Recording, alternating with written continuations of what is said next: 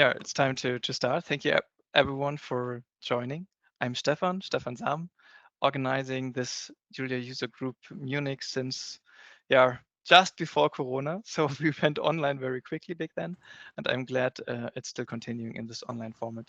Today I have Giovanni Pagliarini with me. He is doing his work actually on modal decision trees and Sole, which is kind of a bigger framework idea, and he's doing this as part of his PhD. And he's working in Italy. Ferrara is the name of the town. It's in north of Italy. And thank you so much, Giovanni, for being our speaker today. I'm very thankful, and I would hand over the stage to you. Very Okay. curious. Thank you very much to you. Okay, yeah. So as Stefan mentioned, I'm a PhD student, and I'm going to be defending my thesis on Sole in about a month from now. So in the past maybe a little more than 3 years, I have been working on modal decision trees and Sole, which is this larger framework in which at some point we realized that we could place modal decision trees. And when I started my PhD, I didn't know about Julia, but when I had to, when I needed to implement the things that we were designing, like with chalk and boards, for the first time I had to write code for these, and I chose Julia because it was like super. It looked to me like this super elegant novel thing, and also super fast, of course. The framework, Julia language had already an implementation of decision trees, which were the closest thing that existed to what we came up with, that is modal decision trees. So I started by forking that repo. And then, throughout the years, I realized that we didn't have the tools to do a proper job when you need to implement modal decision trees and other really also the normal decision trees. There is no framework specifically designed for machine learning of this kind, which we call symbolic learning. So basically, we started building this larger thing, and today I'm going to focus on modal decision trees, but I'm going to also give a little bit of context and talk about Sole. Modal decision trees were presented 2 years ago at JuliaCon, virtually, online. There's a 10-minute video on YouTube about modal decision trees. And last year I went to JuliaCon 2023, and I presented Sole. So there's this 30-minute talk of me going into very formal details, which is about both Sole and modal decision trees. So today I have that very formal part as backup slides. So I'm gonna talk for I think about 30 minutes at first, and then if there are questions, but actually I would like this to be kind of interactive, especially given the fact that we are very few people. So hopefully at the end of my presentation, you'll be interested enough to ask questions. Yeah, that's what I hope for. So I work at the University of Ferrara, where we have the Applied Computational Logic and Artificial Intelligence Laboratory, which is this thing that we have built in the last 3 years. My supervisor, he's a computational logician. He has been focusing on very abstract aspects of formal logic for most of his life, his career. And in the past years, he landed into machine learning, onto machine learning grounds. And so basically, we work in that part of machine learning that focuses, I hope you can see my pointer because Yes, I like to perfectly well. point, right? Okay, I like to point to where. Works. Okay, yeah. So we're working on symbolic learning, which is that part of machine learning that deals with that attempts at learning models, machine learning models, for classification, unsupervised models, all that kind of stuff, but models that are based on formal logics and models that encode their knowledge using formal logical languages. So this is the old way of doing AI. It was pretty much the main way of doing AI in the 80s and 90s. Now it's called GOF AI, good old-fashioned AI, because then neural networks came and GPUs, and so basically in the past 20 years the attention shifted to this alien technology which we cannot quite fully understand, right? We train a neural network for a problem, and then the neural network sort of fills the gap, the knowledge gap that we cannot fill. We don't know what the neural network is doing, but it is able to achieve also pretty good accuracies at that job. So we use the neural network. Except this, of course, doesn't always work because there are some domains where you need transparent models, right? You cannot automate some things, delegate into black boxes. So even if they have 100% accuracy, when you get a misclassification, what do? You have something that is uninterpretable, and when it gets something wrong, you have no way of debugging it, basically. I'm exaggerating, actually. There's a ton of work in explainable AI, in explaining, focusing on explaining neural networks, and there are many methods. But from a formal point of view, the people from the formal logic community kind of provide alternatives to this kind of modeling that are inherently transparent and interpretable. So, for example, you can train a decision tree for a problem, and even if you have a large decision tree, the inner workings of the decision trees are always clear, and you can follow the thought process. Instead, with the neural network, even if it's like a small neural network, it's difficult to capture its behavior. So let's take these two models and for example, notice so how they work. Let's take a classification problem, right? So, for example, a tabular data set where each instance is a patient, and it's described by scalar variables such as the age, the weight, the heart rate, and you want to classify the patient as sick or healthy. So if you input a new, let's say you train the neural network.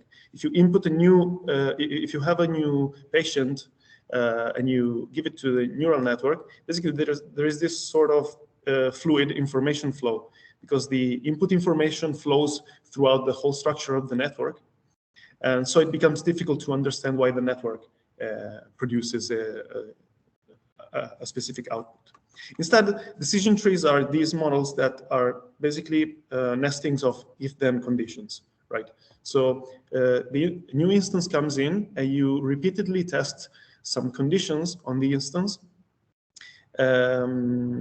So, like, the instance starts at the root, and you test, and when the test is satisfied, then you go left. Otherwise, you go right, and then at the leaves you have the final classification. So the core of this idea is that the information travels compactly throughout the model, so it's more scalable in terms of interpretability. Also, since these, due to the nature of this rule-based reasoning, models like decision trees are essentially equivalent to sets of rules that are non-overlapping. So for a new patient, this model actually acts like a set of rules for which exactly one rule applies to any new patient, right? For example, that if the new patient has a weight lesser than 18, the age lesser than that, and the heart rate lesser than that, then it's a sick patient. So yeah, so you can obtain classification rules or also regression rules. The way that we train these models is, of course, this has been the same for the last 40 years, because this branch of research didn't make this much progress, when you compare it to the competitors that matter today. And neural networks. So basically, there are these two algorithms, CART and C4.5 from the 80s, that build the tree top-down. So given a data set, I, you either create a leaf when a stopping condition applies. For example, if all instances in the data set belong to the same class, then you create a leaf with that label, with the class label. Otherwise, you find the best split conditions, the best split condition. You perform the split on the data set. So you consider the two sub-data sets of the instances that for which the condition is met and those for which the condition is not met. And then basically, yeah, you recurse on your children for learning the two subtrees. How do you find the best split decision?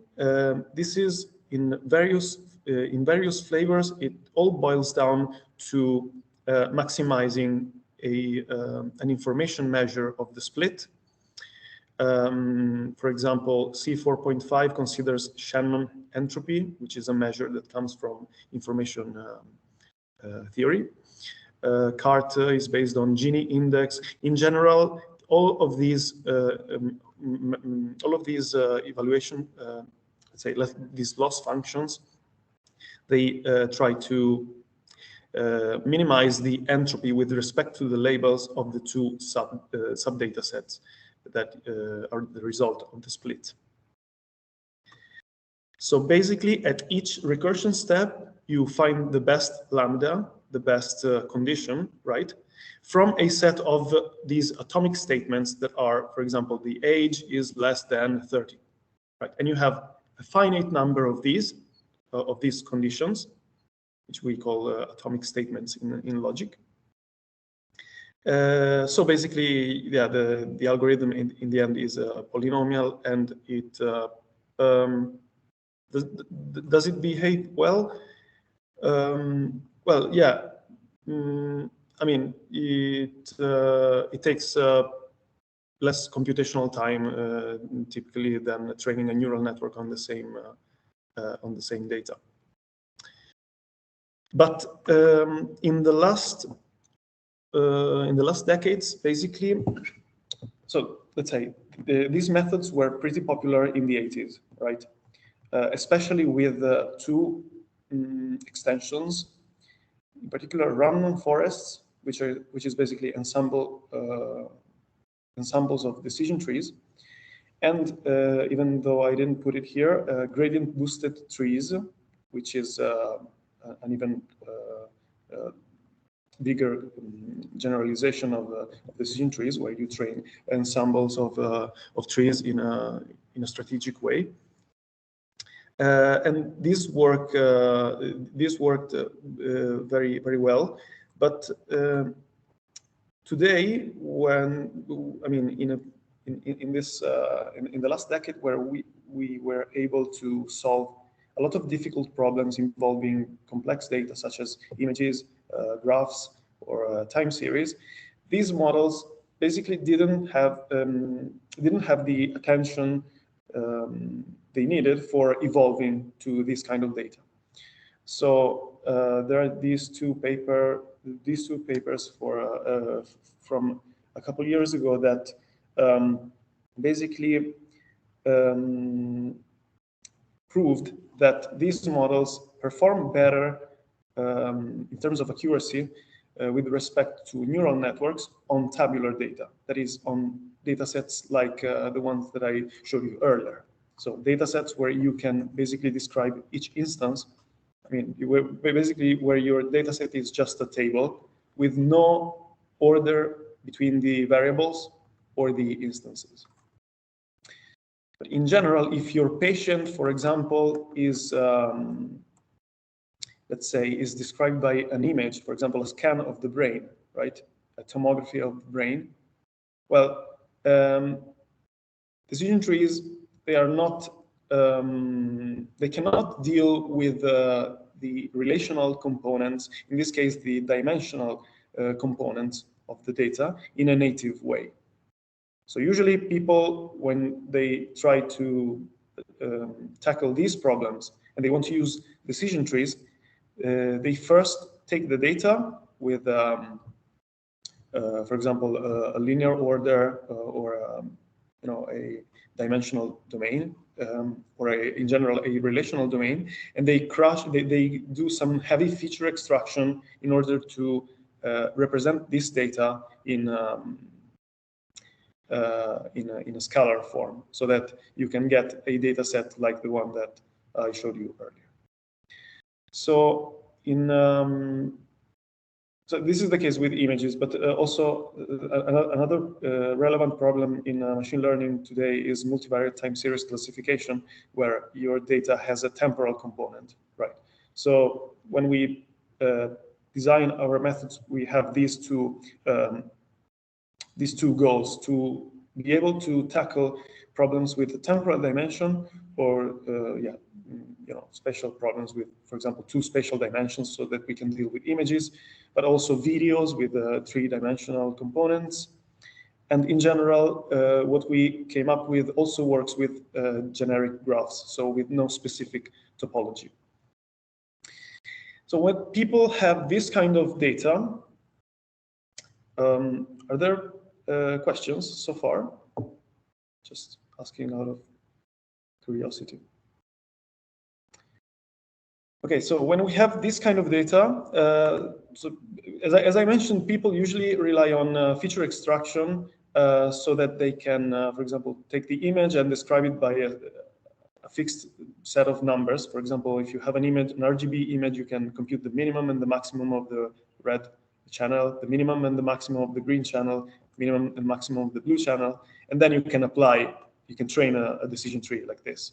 Okay, this is a oversimplified example. Of course, you would use something more tailored to the data that you have in your hand. For example, if it's an image, you would use some filters, some traditional computer vision method like sift filters or convolutional filters.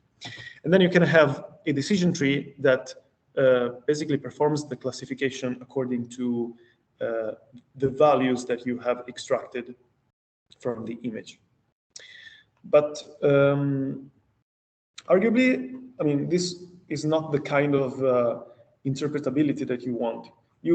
Perhaps you would like, for example, a method that natively can perform some kind of reasoning. In this case, reasoning maybe in terms of the existence of the regions in the image with certain properties. And then if you have a model that can tell you if you're sick or healthy because it found that a region has a given property, that maybe that's the kind of interpretability that you would like to have. So in general, you would like to have classification rules that tell you, for example, that if there exists a region with a lot of red partially overlapping with another region where there is little green color, and again, is a simplified example, and this latter region has an inner region with a lot of blue color, then you're sick.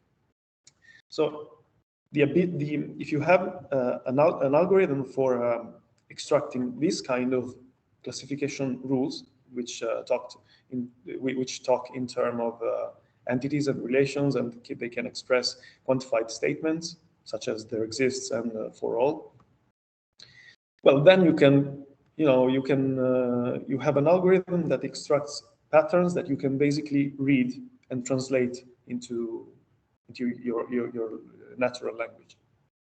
So this is the way to really solve tasks, not automating them with neural networks, which act as black boxes. So the logician's point of view is that traditional decision trees have been mainly for the, let's say, 80%, 90% of the research effort, they have been based on propositional logic, which is just one out of many logical formalisms that are out there. These can natively talk and deal with scalar data. There have been attempts of machine learning algorithms based on first-order logic, where you can deal with the relational data and you can have quantified statements and talk about properties of entities or a set of entities. But there's a middleman in between these two worlds that is often overlooked also by the community, the logicians community. That is the family of modal logics. For example, linear temporal logic is the most famous example. I don't know if you have heard about this. It is so this kind of logics are of interest because especially in formal verification and formal methods, because some relevant problems for these logics are still satisfiable, and in some cases also polynomial, which is not the case for first-order logic. So usually when you step from propositional logic to first-order logic, you have a blow-up in terms of expressive power, because you can express more sophisticated statements, but the problems involved with, for example, checking the truth of statements or mining statements, often, they incur some exponential blow-up. So modal logic are actually a good trade-off between these two. They are a good trade-off because they can talk in relational terms. For example, they can express patterns in terms of there exists a region, like I said earlier. They are limited with respect to first-order logic because you cannot express with a modal logic. You cannot express everything that you can express at the first-order level. So of course, the idea is that, okay, well, let's see how they do this. They introduce logical constants called modalities. For example, this there exists globally operator, or there exists one partially overlapping operator. So basically, they enrich the language with these logical constants that enable you to express the existence of an entity that has a particular property, such as the red being present on that entity. In the image case, my entity would be the region. And then you can express the existence of an entity that has a specific relation with respect to the current one. For example, this logical formula would encode the fact that there exists a region where the red is higher than 180, and from that region there exists a partially overlapping region with another property on green. Okay, so the idea is that in the same way that you can mine propositional logical formulas with the Cartan C4.5 algorithm, you can design an algorithm that extracts a decision tree that basically encodes classification rules based on modal logic. For example, here I have a decision tree for classifying an image as sick or healthy.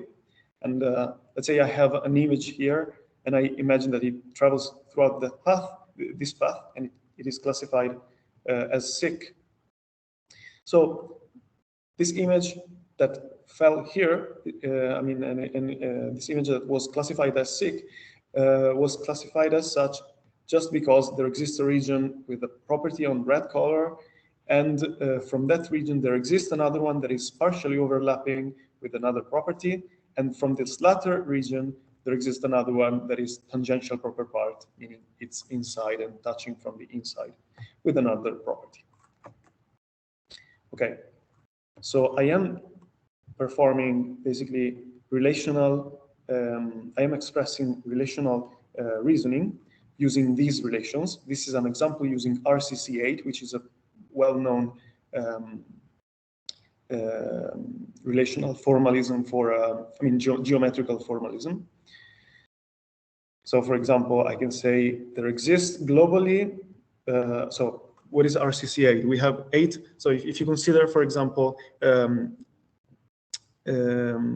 rectangles in an image, and if you take any two rectangles, they can either be disconnected, as in this relation here, or they can be externally connected, okay?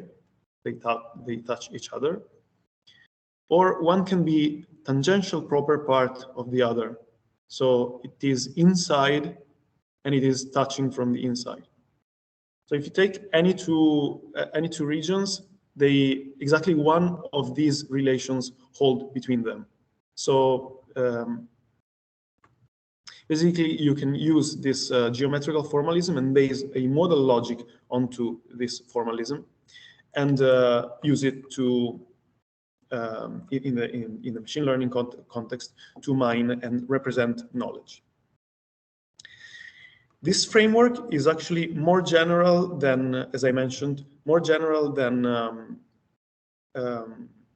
images, because if you have an algorithm for mining this kind of rules, by just changing a few parts of the machinery, you can also learn patterns on time series, for example, where instead of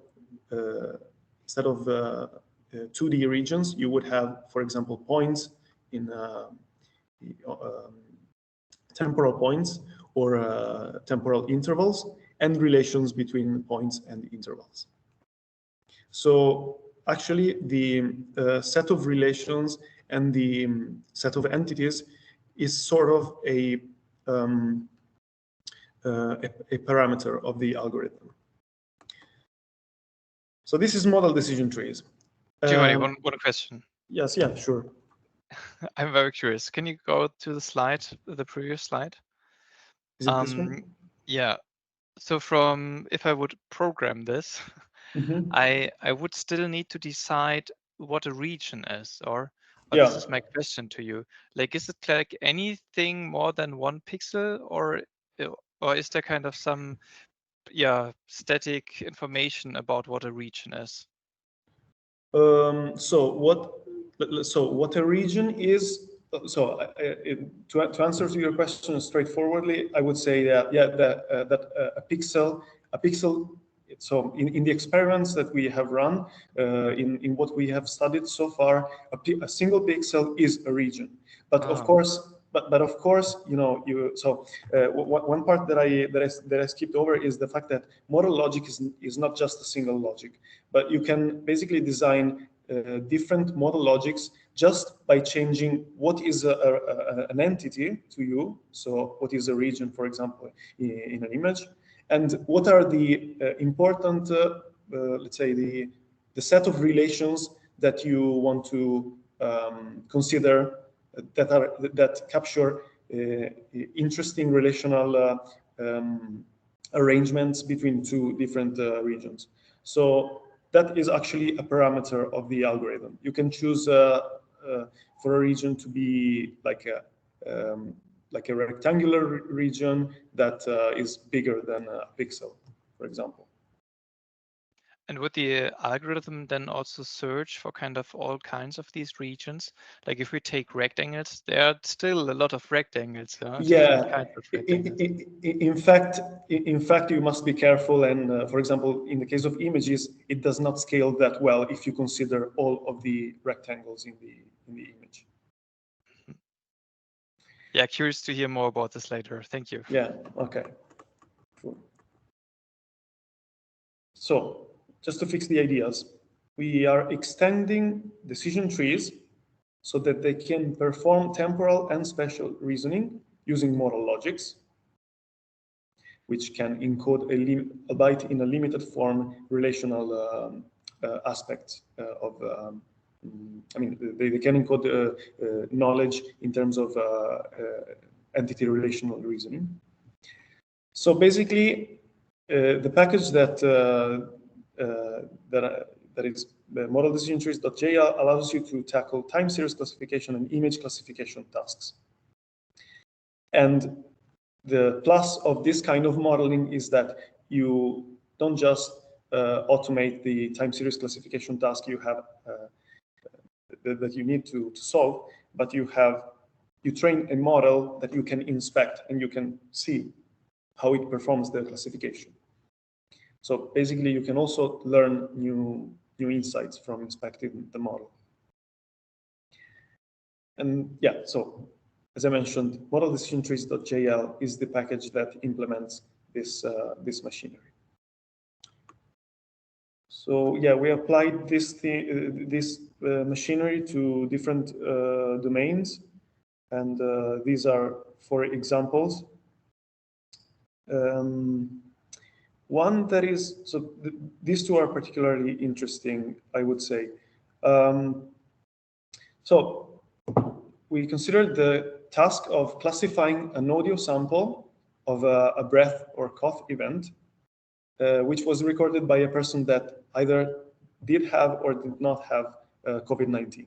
So the task is that of automatically diagnosing COVID-19 from the breath audio, basically, and cough audio. Maybe I'll come back to the other examples, but if you apply this machinery to this problem, for example, so the input is an audio sample, but it's processed via Fourier transform so that you have that each variable represents the frequency, a specific frequency, for example, frequency of 43 Hertz here. So you process it in such a way that you have a time series where each variable is the power of a specific frequency, and you want to classify this instance as a positive or negative instance to COVID-19. You can. So we took this data set, which was collected by the University of Cambridge. The data set actually asked this question in 3 different ways. For example, you can consider positive versus negative patients with symptoms, which is harder. And this would be, for example, let's say it's task 1. And we compared the model with state-of-the-art neural networks, which achieve between 80% and 93% accuracy. And we find that an MDT, let's say, so the model version of CART or C4.5, well, sometimes it has higher accuracies, but you can't tell from this table. In this case, we don't have higher accuracies with respect to neural networks, but that we have seen that happening.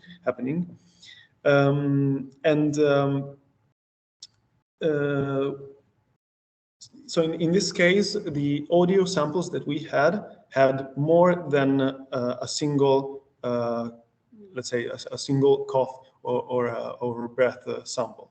So what we did is we segmented these so that an audio would only contain, for example, a cough like this. Okay, so a very short time series of the cough, but decomposed via Fourier transform. And then if you apply an MDT, basically you get a model which takes decisions, which makes decisions according to the the spectral footprint of the audio. For example, here it would look for it would first look for an interval. Here we're talking about intervals because we are with a time series, not with an image. An interval where the power of this specific frequency, 43 hertz, if you have an audio where the power for this frequency reaches a certain threshold, then you ask a different question. We can take the time if you are interested later and see what this says exactly. And then ultimately it says, for example, that a sample is negative or positive. And of course, from this tree, you can extract rules, which are model rules. And also here, we can take a moment later if you want to inspect these rules. And it becomes you can translate it to English. It's just a long sentence, so you have to take time to phrase it. Yeah, so this was a tree with 100% test accuracy, for example. Yeah, but we found that these two rules, so the rules corresponding to these two paths, just these two accounted for 90% of the classifications, of the correct classifications. A question. The segmentation edition, have you also tested how the neural network no, in fact, that line is not comparable to the neural network because we didn't re-implement the neural network. We just took neural networks. We just took the result from other publications on the same data. Okay, yeah, got it. Thank you. Yeah. We can come back to this later if you have more questions. So another interesting application is, so this was with temporal data, right, with time series, with land cover classification. So you want to classify, you have aerial imagery or satellite imagery of a region, and you want to classify each pixel as belonging to one out of n classes. For example, you want to say that this pixel is a cornfield, and this pixel it belongs to an urban area. Let's see. So, okay, this apart from the fact, so what we find is actually that in model decision trees are pretty much always better than the propositional counterpart if you apply simple feature extraction. For example, here these two. So on 5 different data sets, we found that the model algorithm achieves higher accuracy with respect to the propositional ones in blue here. And of course, you can also compare. For example, we compared a decision tree and a model decision tree trained on the same data. And this is a nice example because this problem has 6 classes. So both the propositional decision tree and the model decision tree managed to attain high accuracy models that have exactly one classification rule per class. So, for example, the propositional decision tree says that if this, and this, and this, then this class. So basically, what you have here is a complete description of this class. And the propositional decision tree takes these decisions on the pixel that you want to classify. But you can basically, with a model decision tree, you can look in the neighborhood and you can look for regions with properties, right? So yeah, so for example, here you can capture the 6 classes with one classification rule each using the relations from RCC8. And this would tell you, for example, that if there exists a region surrounding the pixel to classify with this property, and then with other properties, then it's C6. Right. So back to the package. So modal decision trees. Actually, here it says model decision trees, but this is an error. It's model decision trees. It features a unique algorithm that extends both CART and C4.5, depending on the parameters that you give it to. And it also has the random forest extension, which basically works, well, always works better than training single trees. It supports intervals and rectangular entities. So basically you can apply it to both time series data and image data, and you can also apply it to static data, of course. So it compares with the current available decision tree package. And as I said earlier, what makes an entity, the definition of an entity, and the definition of relations that are interesting between two entities that you want to mine, between two entities that you want to mine patterns with, are a parameter of the algorithm. So for example, so far I talked about RCC8, which is a set of topological relations, but you can also consider different relations. For example, with time series data, you can consider RCC8, which tells you if two intervals are, for example, disconnected from each other or externally connected. But you can also look for directional, patterns that talk in directional terms. For example, this interval follows this other one with this property, or this interval is touching.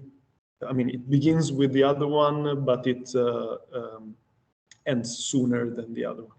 This makes sense with temporal data, because temporal data has a directionality and like an intrinsic directionality. And this is not always the case with image problems. The package also supports multimodal learning. We can talk about this later. This is basically when you have, for example, a patient that is simultaneously described by different kinds of data. For example, an image, computed tomography of the brain, and some anographical data, for example, the weight, the age, the gender of the patient, and also a recording of the cough, all at the same time. The current implementation has some limitations. The algorithm does not scale well with the number of entities. Yeah, so far we have applied it to satellite data, but with a close neighborhood around the pixel, because that's a 3x3 image. So to claim that we can attain, that we can tackle image classification problems is actually a little bit of a stretch, but we are going in that direction, because you can there are some possibilities for optimizing and for cutting the number of relevant entities, including using neural networks, by the way.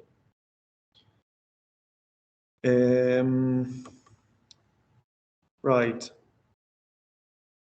Yeah, so because the learning process is slow, if you use the package, the code, the package automatically downsizes your time series and your images, so that you can hopefully train a model with within within hours. And as I mentioned earlier, at some point this is actually an important point. We have noticed that most of the contributions to symbolic learning, both using propositional logical formalism, modal logical formalism, and first order logical formalisms, for many reasons they use different terminologies, and often they don't provide the implementation for their methods, or when they do, they have to re-implement many things from scratch, and these packages usually don't become mainstream. So if you want to learn decision trees or other symbolic models like association rules or decision lists, there are a few implementations that are well known within, for example, scikit-learn, Weka, or Orange. That's a Python library for machine learning. But what the world lacks is the like a proper framework which speeds up the prototyping new methods of this kind. Because often all of these methods, if you look at the code, they don't focus on the logical aspects of the knowledge of the knowledge encoding, meaning they under the hood they all have a knowledge represented in some way, but the logical aspect is not highlighted. And this is not ideal, because once you train a decision tree, you would also like to inspect the knowledge, and you would like to manipulate it, play around with it. But basically, no framework is based on the logical representation of the knowledge.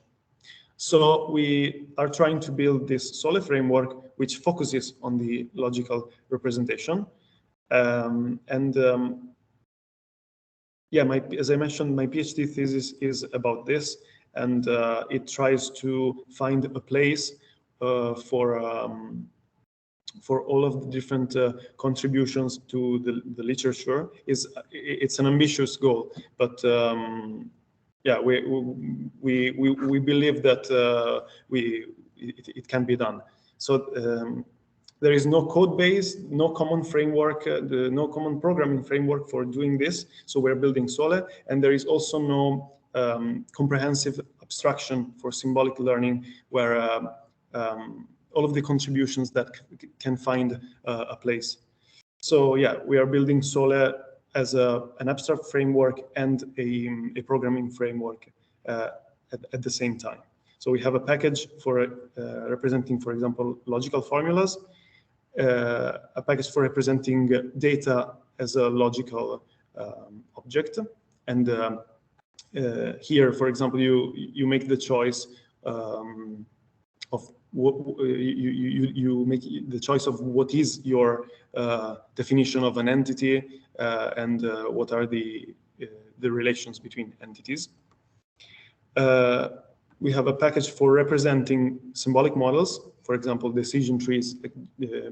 We call them pure decision trees that are based on any logical formalism. And then modal decision trees is just one out of many packages that we are building. Like after 3 years, I can say that this is just one of them. It's we also have 3 other packages we're working on that attempt at extracting rules using different heuristic algorithms. Yeah, there are also some other parts of Sole which maybe don't matter now. And yeah, I have some code I'd like to show, but maybe we can take a moment for I don't know. Maybe there are some questions. I need to take a breath for a moment. Do so.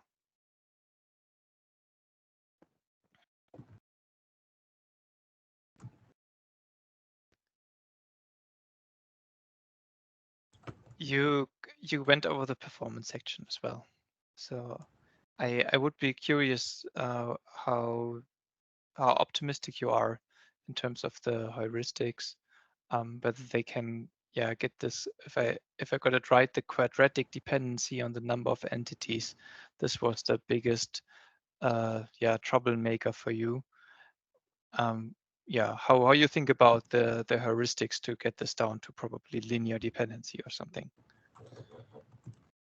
Right. So so for example, if you want to get it down to from a polynomial of order 2 to linear,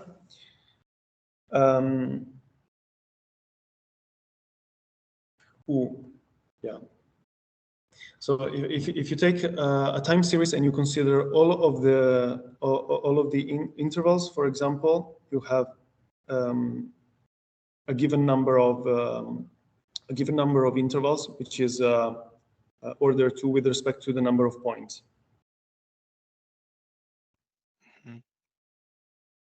Yeah. For example, you can constrain it to be not all of the intervals, but just the intervals of length 3, 4, and 5.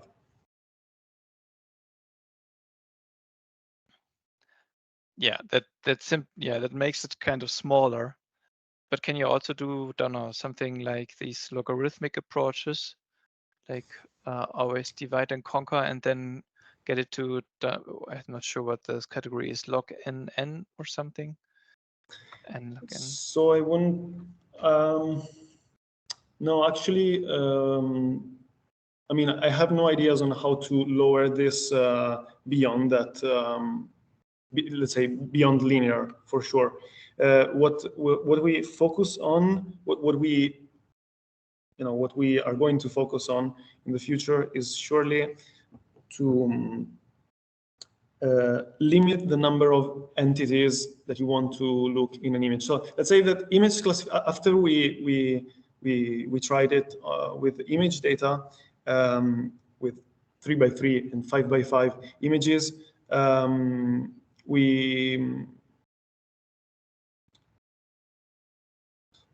So I think we'll go with bigger images in. I mean, it's not on our schedule to do it soon. But something that you could do that you could use this for example, would be. So let's say you have like an image where you have some objects and you have a neural network that detects the objects. Okay, so you first detect the object in the image, and then you can throw away the image and just take the object, and those make up a graph. So those become your entities, and you can consider spatial relations between them, or any kind of relation between them. And then that becomes the input. That's an instance. So you want to come up with a data set of these, a set of these, and that becomes the input to the algorithm. So a way to approach image classification would be with the help of a neural network that finds the relevant entities. Thank you for explaining this. Yeah, I missed this the first time you explained it. No, yeah. I didn't explain it. It's something that we plan on doing, but yeah, we haven't got around to yet. So that's why I focused. I mean, I showed you the applications, and 3 of them are with the temporal data, and 1 of them is with small images. It's I guess in the last 2 years we focused more on the temporal part because of that. Mm-hmm. Yeah, thank you.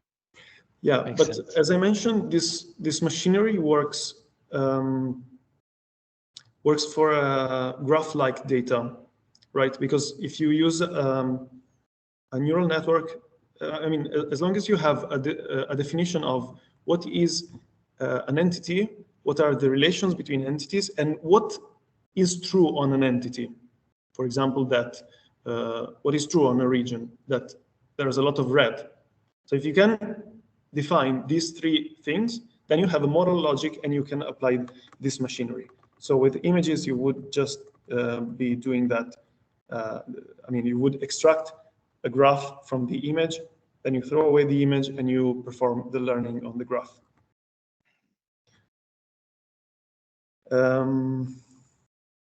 Yeah, so this is the formal part that maybe doesn't matter today, but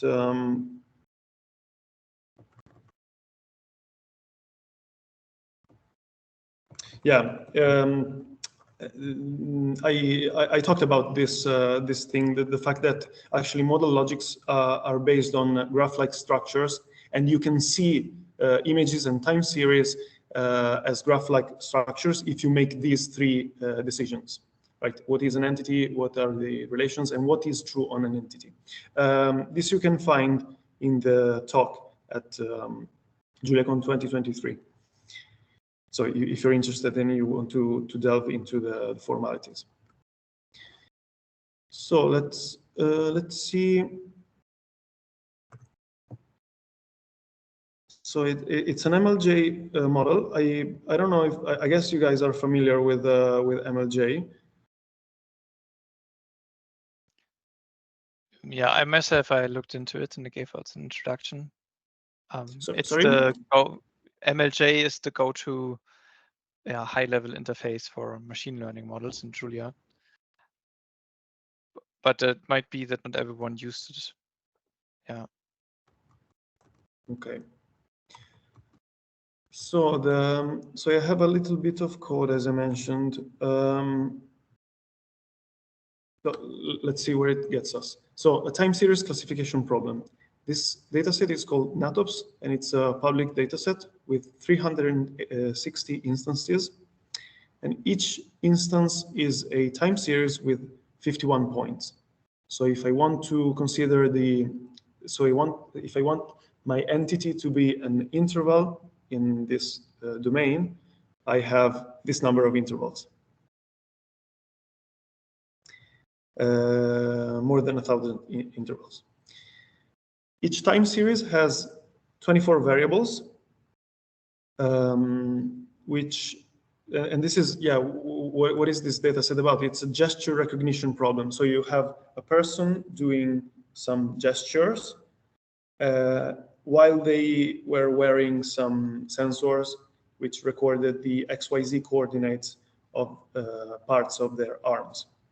So I have 24 variables because I have the XYZ coordinates for the elbows of the two arms, the wrists, the hands, and the thumbs, left and right arm. So yeah, so it's a time series because right they're doing gestures, and these 24 variables evolve throughout time, and 51 points, and you have 51 measurements for each of these. So if you use a propositional tree, so if you take the time series, for example, and you squash it, for example, I don't know, you compute the average of each variable, so you end up with 24 scalar variables. You average the 51 values for each variables. And then you train a propositional tree, you get 70% accuracy. With a model tree, you are able to approach the neural state of the art and be comparable with the non-neural state of the art, which is with SVMs in this case.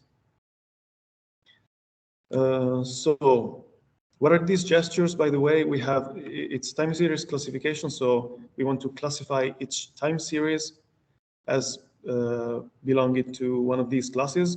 For example, we have one class for this I have command gesture, just raising your right hand. Then we have all clear, not clear, the thumbs, the thumb going up and down. Yeah, different gestures. So here I'm loading the data set as an X and Y. The Y component, the labels, is just a vector of 360 elements. And the X component is a data frame with, well, one row per instance and one column per each of the variables. But since it's a time series, I have in each cell 51 points. Okay, these are not scalar variables. They are temporal variables. So for each instance has a vector for each variable. I can plot them. For example, I can plot an instance from I have command. Okay, that was the gesture where they were raising their hands, just the right hand. So here somewhere there is, it's probably this. Some coordinates are changing due to the person raising the hand. And then you have, the six classes. Here I plotted all of the instances per class, but you can't really tell. Well, you can't really tell anything from this. But of course, with this problem, it is very likely that you can mine some rule, like it is I have command if there exists a region, an interval where the Y component reaches a threshold because the guy is raising the hand, right? So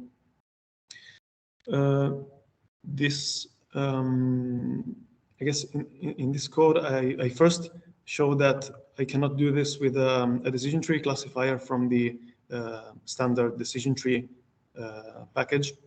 It's DecisionTrees.jl. This is the standard implementation of a decision tree. And it doesn't work because it expects a scalar value in each cell instead of a vector of values. So here I'm showing that each array has 51 points in my data frame. So something that I can do is I can, since every instance has 51 data points, I can actually enumerate all of the points. And for example, say that I have a variable for a specific point of a specific temporal point, the value of a specific variable at, for example, the first, the second, and the third temporal point. So this time I'm not doing feature extraction, I'm just flattening the data frame so that then I have many more values, many more variables. Instead of 24, I have 51 times 24. This is a very stupid way of doing scalar feature extraction, but I can train a standard decision tree like this and get to a 57% accuracy, which is not that bad for a problem with 6 classes. Something that makes more sense, of course, is to do proper feature extraction. For example, I aggregate and compute the average of each variable. So the average of variable 1 throughout the 51 points, that becomes a number. So then I have a data frame of scalar values which I can feed to the standard decision tree algorithm. This works slightly better than earlier. This is a 62% accuracy compared to 57 with the dumb method. By the way, I can use these models to compute feature importances, the standard decision tree, and also the model decision tree, because if you have a tree and you can compute how many times a given variables was used. That's sort of an approximation of how important that variable is for the task. Instead of using the mean, I can also compute the maximum and minimum. So compute all three, right? So I have a scalar, I have a data frame of scalar values with three times the number of variables. Yeah, that stays about the same. The accuracy stays about the same. And let's say, okay, so here for the first time, I'm using the model decision tree. So I say, I don't want to do feature extraction that way. I just want to keep my time series and I want to mine some model patterns on the time series itself. I don't want to destroy the structure of the data. And here I'm telling the model decision tree to use a specific set of relations, that is the set of 7 interval algebra relations. For example, an interval is after the other, or before the other, or within the other. You can have a if you look up Allen's interval algebra on Google, you can find that this set has been studied, and it gives you it allows you to mine patterns that account for the directionality of time. I could also use RCC8 here, but in this case, it's very likely that you want to mine patterns where the directionality counts. And in this case, if I train it, I get to a 78% of accuracy, and I can inspect the tree and see what it was looking for.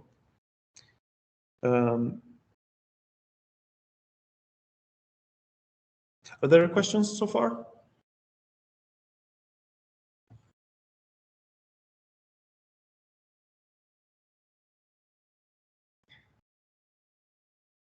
I think this part is fun because we have a problem with 6 classes, and we have a tree with 7 leaves, which means that, for example, spread wings, one of the classes was precisely identified by one.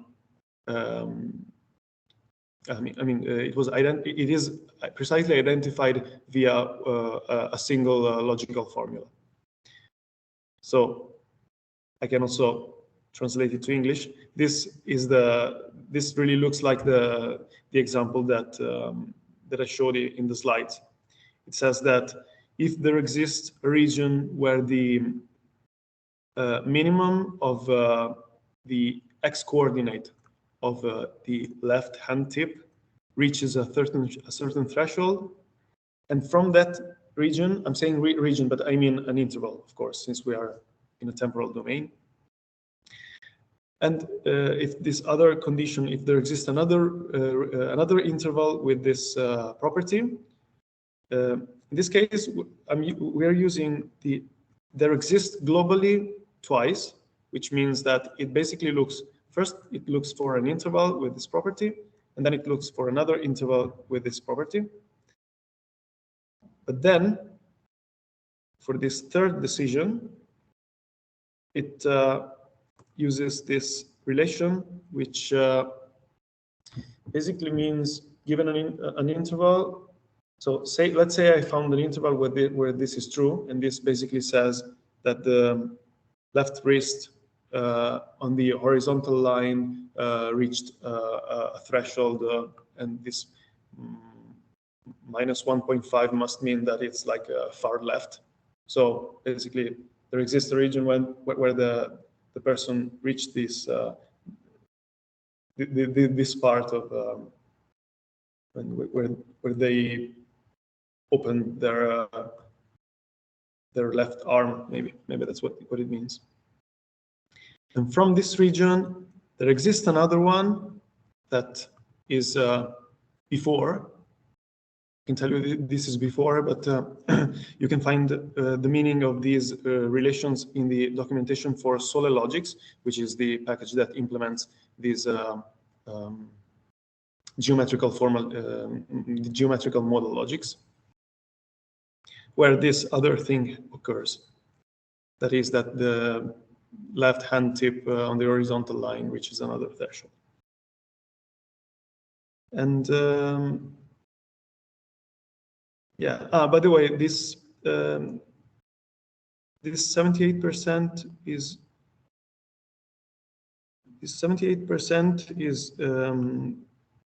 evaluated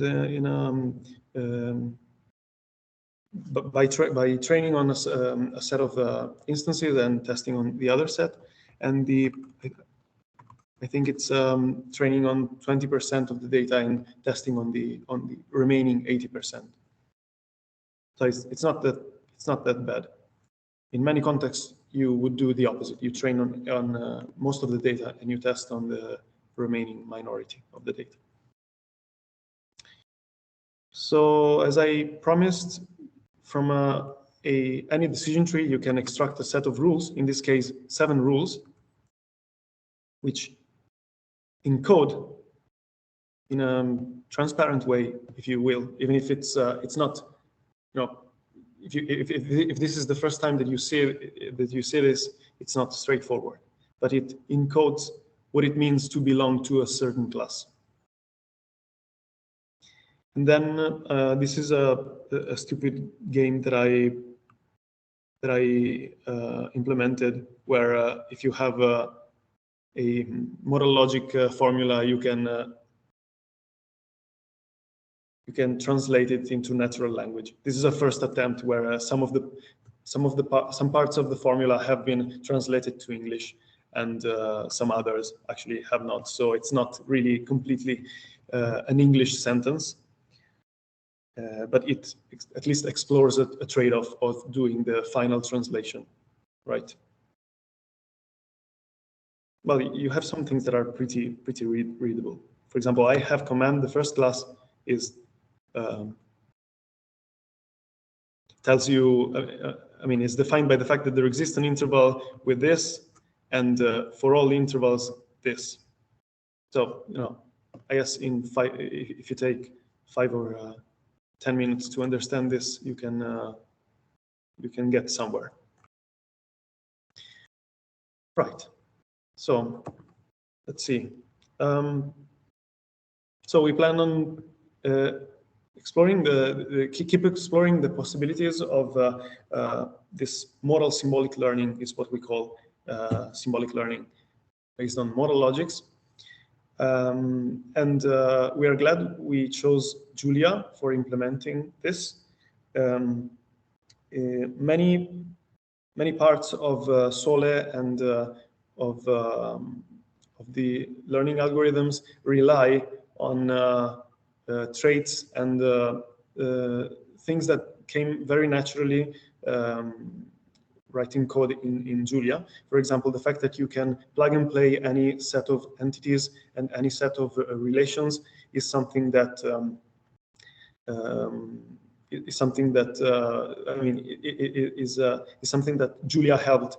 The way that you code in Julia helped a lot throughout the process. And yeah, I guess I can leave. So if you want to know more about these things, there's a course on YouTube called a PhD course on Modal Symbolic Learning, a tutorial, really, 3-day tutorial, with where that goes into the depth of the motivation, the formalities, challenges, and also there are 3 out of 8 lectures are about.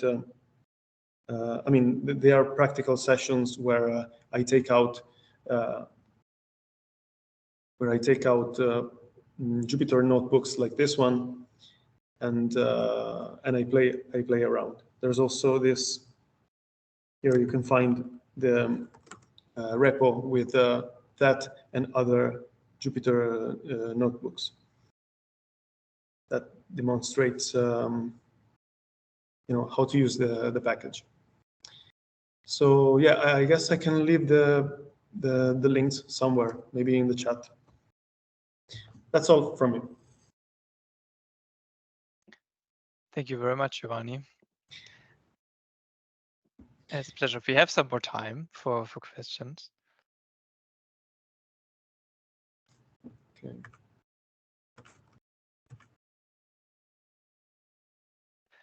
I have another one which crosses my mind, and when comparing to neural networks, doing the prediction part for this modal decision trees, this includes the search, doesn't it? How the search for the regions? Yeah, and for overlapping and this, yeah. So it's not, yeah, it's a little bit more complicated compared to neural networks prediction step. Well, so we have never performed a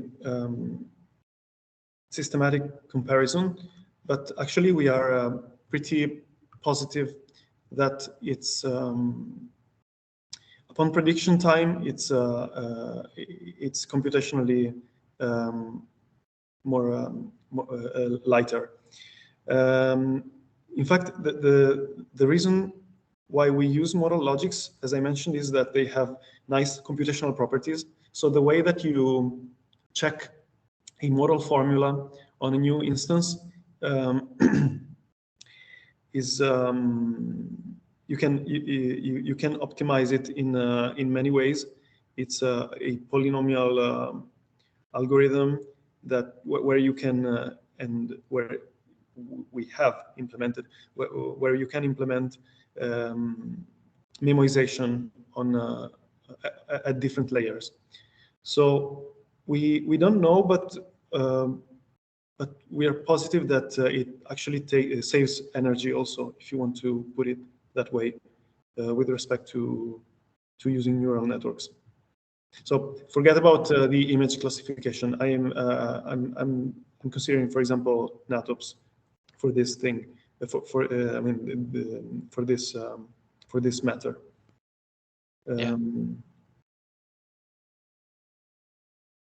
Yeah, thanks. I can. Yeah, in general, I see this. It's a very compressed model representation. So it should be much more energy efficient than this large neural network. Yeah, I see. By the way, I see that you're pushing with the green aspects of Julia in your website. Myself, I'm not that convinced, like at a personal level, but about that that plus of Julia. But if that's the case, I'm super glad that we have implemented this machinery in Julia. And that plus the fact that we're positive that the model checking the checking procedure saves computational. What is it? That the computational load is lighter. These are all appreciated aspects. Wolfgang and Jan, do you have a question, or do you want to share your experience with decision trees or whatever brought you to today's session?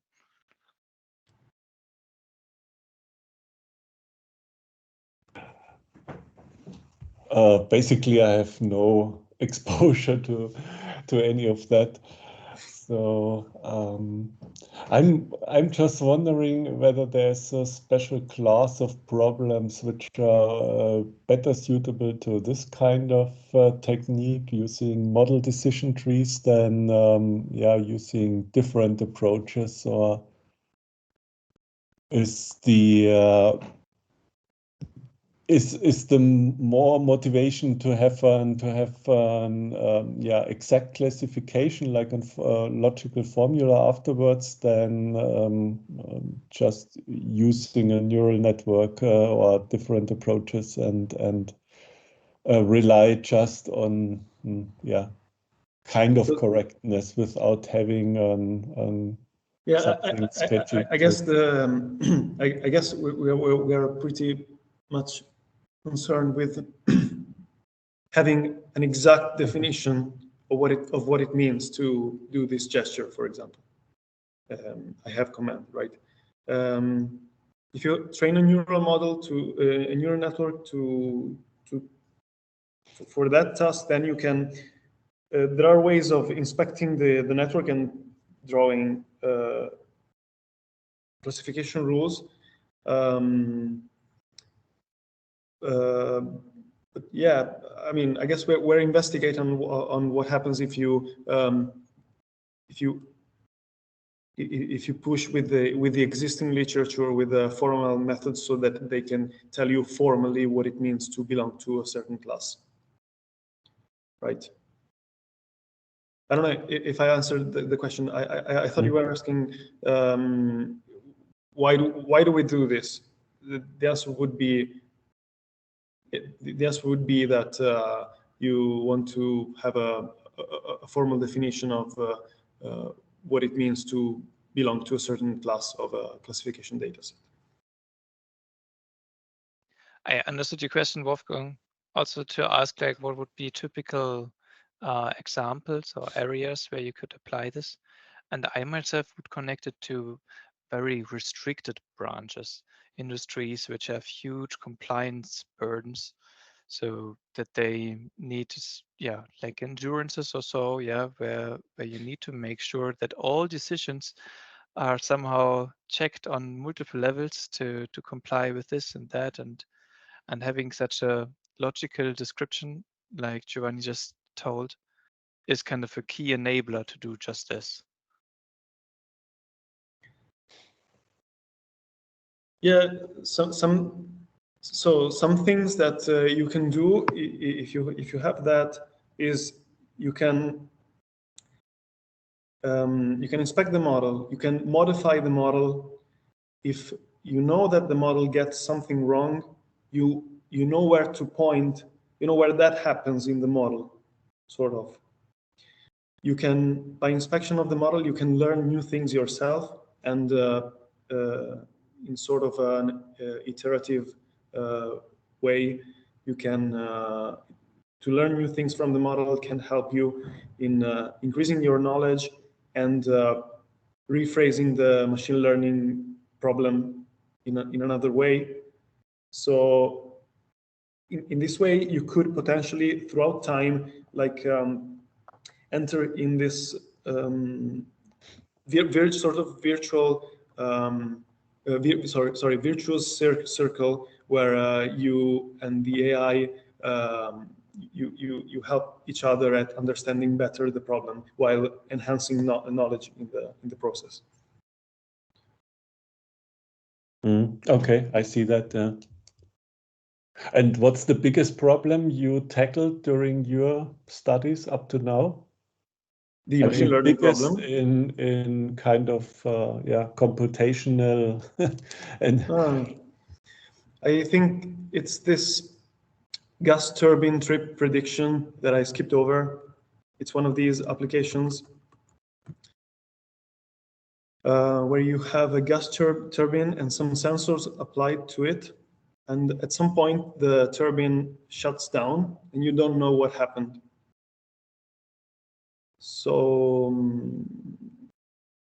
this was a hard problem, and the models didn't were not that good, both neural networks and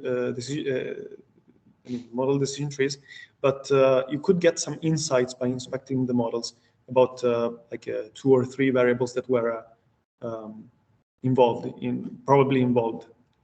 It's also always difficult to establish causality, but by inspecting the model, you can get some insights.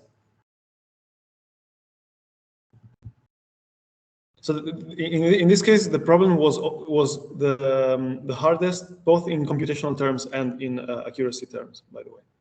Mm-hmm. But this was for a special model or for turbines of different vendors and different size, or this was probably specialized, right, for someone having such a thing and wanted to get better predictions when to do maintenance. Actually, no. The company was Siemens Energy, and they didn't have. I don't know. I think I'm going to stop here.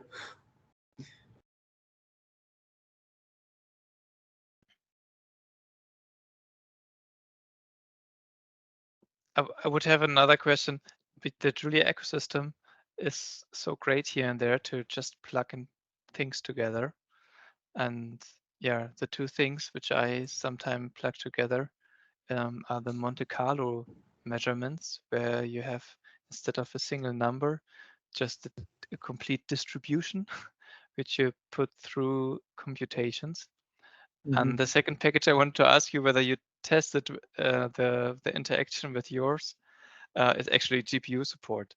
Whether you ever tried to run stuff just by changing the array on a GPU. No. So what we have tried is we tried hybridizing model decision trees with neural networks with in 3 different ways, and that time we were using GPUs. But so I guess you're asking whether you can speed up the model decision tree pure algorithm by using GPUs. Yeah, this is the second part, and the first one would be kind of be awesome. adding probability parts to it by just okay. So it's two different things. Yeah, right. So about the second part, I wish it could be done, like to implement that on GPUs. Yeah, I should spend some time thinking about that, because it surely I mean, if there's a way it can improve, it surely would be an interesting viable way. As for the Monte Carlo part of your question, so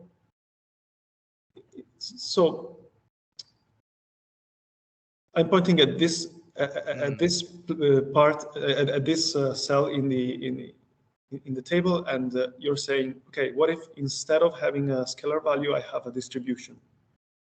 Is that correct? Or yeah, I start to believe that this is not. Yeah, that the question is not really valid. Yeah. So so there is this thing called the fuzzy extension to decision trees, where a thing like a statement is not. I mean, it can be more than true or false. For example, it can be true with probability 80%, or it can be kind of true, and this is called the many-valued. This is called the many-valued extension of decision trees and many-valued extension of logic, where something is not just true or false. So in Sole, we are experimenting with that, not yet at the machine learning level. We're doing different stuff, but that's actually this thing, like to explore fuzzy decision trees. That's surely on our schedule. I'm pretty sure. Okay, and actually, it's not here, but it's something that we are working towards. I wouldn't. Yeah, I guess it can fit in the in your framework where you have probability distributions instead of scalar values. I have never really looked at it that way, but Is it common to have machine learning problems with this setting, where your data set is? Well, I actually not sure, but yeah, in some ad hoc computations, for me, it's relatively common to experiment kind of by exchanging some values with distributions, and then get a better understanding how it behaves with this uncertainty component. Yeah, for example, with the, I'm thinking we knew when we used this data set of gas turbine trip prediction, we knew that some sensors were more reliable than others, for example. Yeah. And yeah, this extension would answer to that specific need. Quite cool. Thank you very much. Yeah, thank you for the question. I think then it's time to finish up. Right. Thank you very much for having me. I hope I wasn't too tedious about details and stuff like that. I hope at least a part of what I said was entertaining and fun. Okay. Thank you very much, Giovanni. I took a lot out of it. And also thank you, Wolfgang Jan, for staying up to the end. I'm glad we also had a couple of more joining in between. And yeah, so thank you, Giovanni, for preparing all this and sharing it with us. A lot of great detail. And I also love, in general, this kind of model. Yeah, I also invited you because of this. I just appreciate this combination of logic with machine learning, the symbolic part. Yeah, really like it. Thank you very much. And if you can spread the word to the people who may be interested in cooperating. Yeah. Okay. Thank you. Bye, everyone. Bye.